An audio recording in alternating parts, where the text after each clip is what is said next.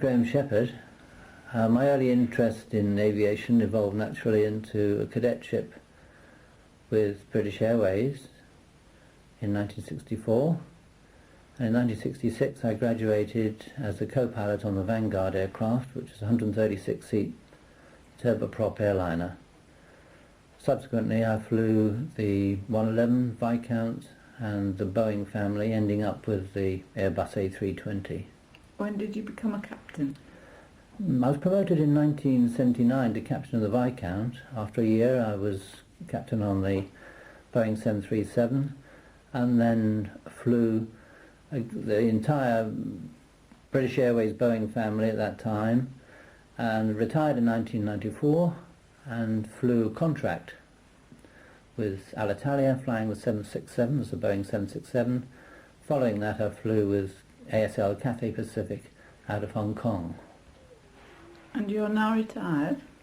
Yes, I have 14,000 hours. I'm fully retired, but I retain a keen interest in aviation matters, not least the manifestation of unidentified craft that seem to be under intelligent and purposeful control. Would you tell us more about that?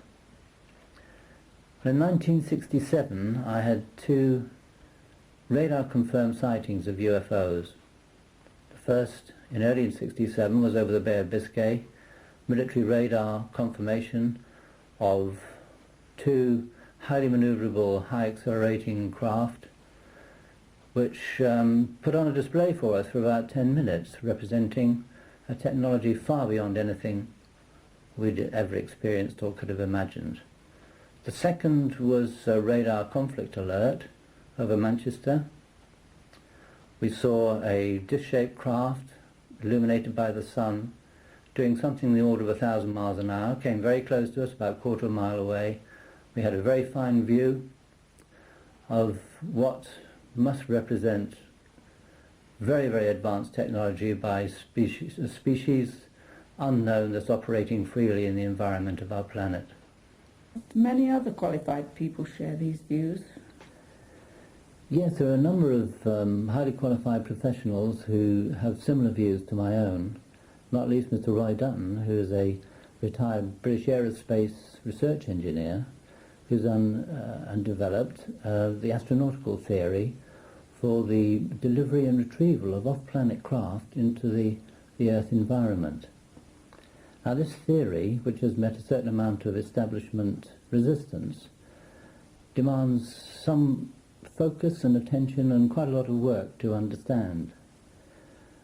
It is an absolutely vital component in unravelling what is emerging as one of the most important questions ever to face mankind. At first sight, an unrelated mystery, the crop circles, seems to be, through Mr. Dutton's work, to be a related enigma. Why do you think that? Well, for some reason, of course we don't know at the moment, UFO activity, the intensity of UFO activity and the complexity of crop circle appearances seem to be related, and the link is considered in great detail in this series of videos. And I would urge anyone with the slightest interest in this subject to view and see the interviews and graphic representations, illustrations, which quite clearly show that this should be brought to the attention of the greatest number of interested people.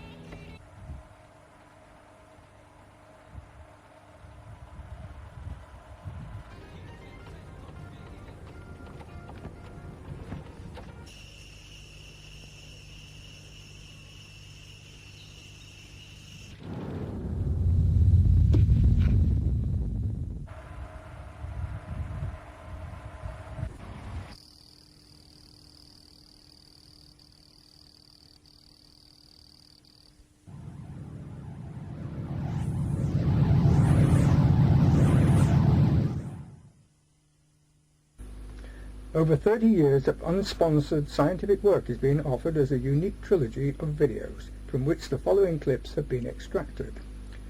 The study began during 1967 with investigation of strange aerial craft reports from local people, and eventually became global in scope. All manner of possibly related phenomena were also considered. Even the layers of crop circles were mathematically analysed. What has become known as my astronautical theory for UFO close encounters was derived from global evidence taken from a long period of time, the earliest events considered having been reported during the 19th century. The results of my prolonged, now 32 years study have been quite astounding, even to me. The studies began with events reported from the areas shown by these maps. Throughout the subsequent studies, every kind of close encounter was investigated, including those encounters involving witness amnesia and possible abduction, just two examples being depicted here. The local study evolved into a synthesis of worldwide events, and thereafter into the definition of an advanced and programmed astronautical activity. The resulting astronautical theory indicated that timings of visitations to any targeted area could be predicted quite accurately. The possible times of visitation could be represented in optional graphical form, as for the example case shown here. On this graph, the lines represent the predictions, and the superimposed points mark the dates and times of recorded events in that area. As usual, and as demonstrated elsewhere in the videos, the globally predicted lines seem to be confirmed by the times of the new local events. It's always an honour to treat somebody kindly and put them into a crop circle for the first time and see the amazement on their faces, especially Oriental people.